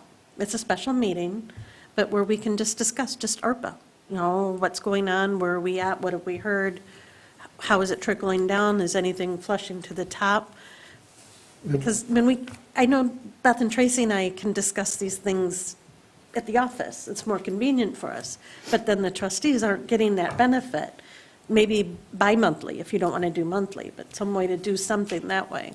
Well, one of the techniques we could use is we could have somebody facilitate kind of a process for us that does that strategic planning and capital planning component together. And that would involve, a couple meetings. And then from that, really for public input, we do a couple things. One is we can go out there and seek, additional answer to some specific questions. Or also we can take a look to our master plan and our rec plan, because that has had the public input and the boards going through, your Parks Commission, your Planning Commission, your Township Board, and all of the public process. So we could kind of resonate those together. You're right, though, things are changing because even some of the rules aren't finalized. I know I've seen several of these on webinar, but the one that I went to in person, who was a guy from MSU, who was very involved with the state, I can't remember what position he held, and he's been pretty involved with this too. And, people were saying, would this work, would that work? And there were a couple where he's like, not really sure on that one yet, because we're not sure how they're coming down on. Yeah, I'm sure as different entities try to push the needle a little bit on what could actually fit and be Right. approved, then there'll be, some clarifications to come out. Exactly. See who does what. The first thing that came to mind, just as a sort of a overall idea regarding this money is, kind of how some people think about if you win the lottery or have a little cash windfall, you save, invest, spend, and donate. Obviously, that's not going to work here specifically, but that spend piece of it, I guess, makes me think of doing something that would be something you wouldn't get to do all the time. Something that's maybe a little bit outside the norm. And obviously there's some limitations and guardrails put in place as to what that could be spent on, but it's just, I like the idea of looking at our master plan and our rec plan and seeing where those flush out. We've had not to get into the details, but when we've talked about rec plan, we've had such positive feedbacks. Whenever we've made any improvement in the parks, we hear about it tenfold here in the office. Did we get any money yet? Yeah, you got 600,000. We got the 600. Half of it. And we got till 2024 to They spend. have, well, do you? I mean, have to really, set when it? you have look to at the have big picture, this isn't that much money. No, it's not. 1.2 million, It's not. Like I said, it could be one project, Yeah. yeah. So if you would, I would like to just, Miles road or a couple miles of And sewer. because it's under 750, we're not tied to that single audit requirement. we might still end up with a single Because we audit. don't if we spend more than 750 in a calendar year, I- that would put us in there. I can't remember the details, but I know I was talking about it with Steve, and we kind of felt like Close. we may end up being with Because, that. when I went to the clerk's retreat, one of Steve's colleagues from Manor and Construction was there, and he asked if anybody was going to receive more than 750,000 in a year. If so, then they would have to do the single, what do they call it, the single audit requirement. Right. But he said if you didn't, when I talked with him, he didn't think we would. But he's not Steve either, he's not looking at our Well, details. and Steve, we weren't, when we talked about it, there was not a conclusive, like, yes, we will or won't. It depended on a few things. Sure. So we'll have to see, but it is significant that the cost to that is, I mean, you can put that cost in the funding, so it's not like you have to budget for it, but still, Right. I mean, in your regular budget. I did want to real quickly draw your attention to page 72. Sorry, Glenn, I know you're antsy to get out of here, and I am too for you and for me, but I did take a look. It's been some while since we've kind of rebalanced our balance sheet, and so started to take a look at this, and this is just a working document. We can come back and take a look at this, but we've continued to let just kind of any excess funds that we've had on an annual basis go into that general 390. And I think really what we want to do, if you go over to the target, which is about 6 columns over, so we really want to do is maybe target that to be the amount that is that, 25%, the 3 to 6 months, that type of thing. And I calculated that like 10 different ways based on, the 3 different parameters they give you. And 750 just kind of seemed the sweet spot with all of those numbers. And I can show you that. And then went through maybe what we might think and maybe some of the line items that we may change or remove. I know the Parks Commission has looked through this, and so the ones that you'll see with the Parks Commission, you'll see with what they were intending to do. So they're looking at putting like between 10 and 50,000 or so in each of the parks to address capital needs over the next several years. And then, ours are mostly interior, exterior building, that sort of thing. So, but this is the 2021 change is what we expected, that 204,000. As we talked about with Steve the other day, that number always changes. So that's what it is now, but it will change by the time the end of the year comes and then with the audit. But what I did was to try to anticipate what that 204,000 would be and then how that would be spread. And then looked at what our beginning balance would be.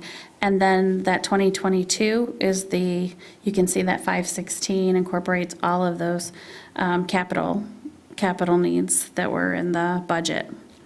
Leaves us with an ending balance, and then I just compared that to, and that target is just something I pulled out. Didn't pull out the ones from the Parks Commission, but on some of the others I did.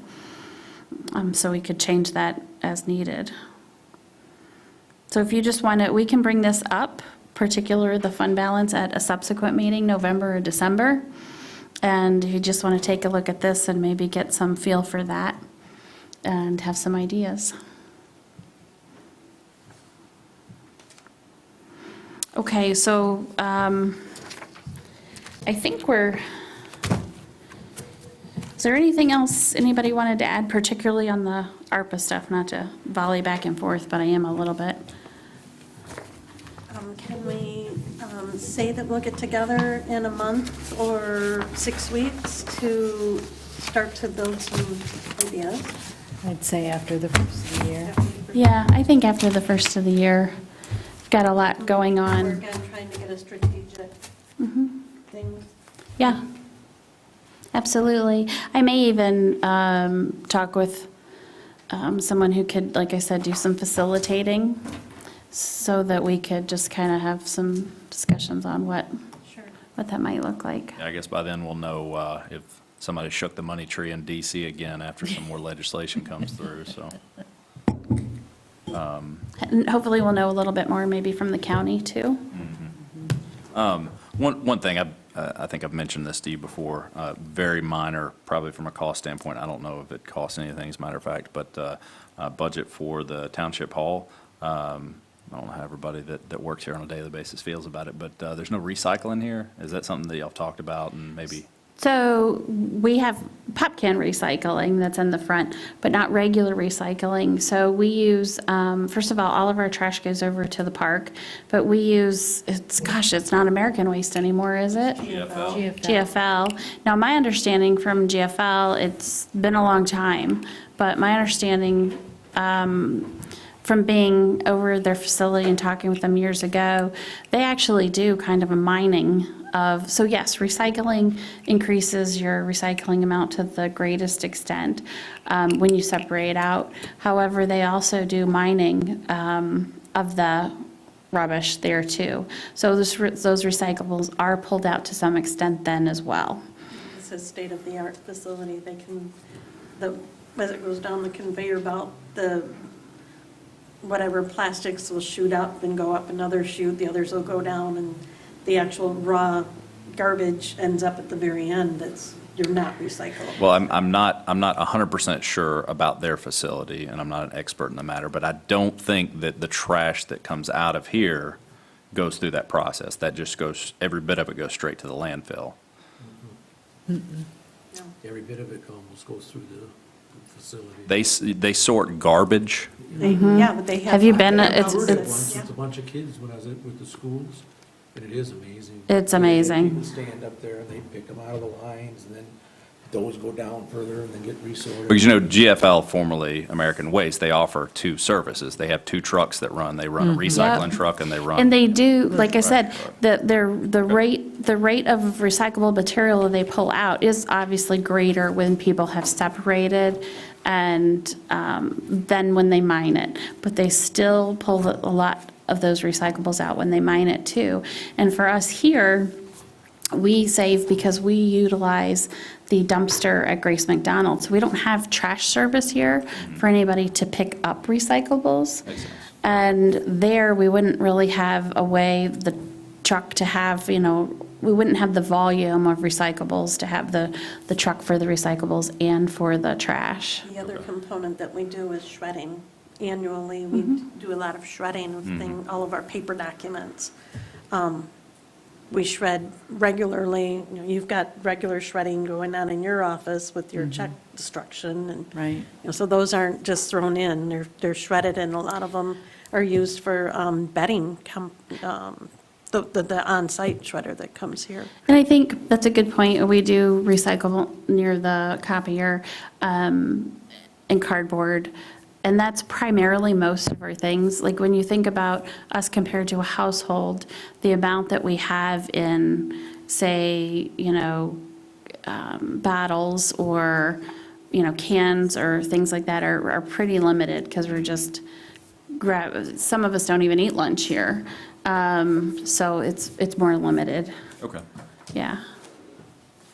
No, but I mean, it's a good thing. They offer it definitely curbside. And I know many, many people utilize the curbside, which is a good thing. And if you have pop cans, give them to Glenn. He might have something he can do with them. I dropped some off at your house the other day. Did you? Yeah. There was somebody dropped off today that, in fact, we've got an old dumpster from XYZ Company, and we got her banner on it out front, and a lot of people come up and they drop bags of cans off. So, His granddaughter does amazing work.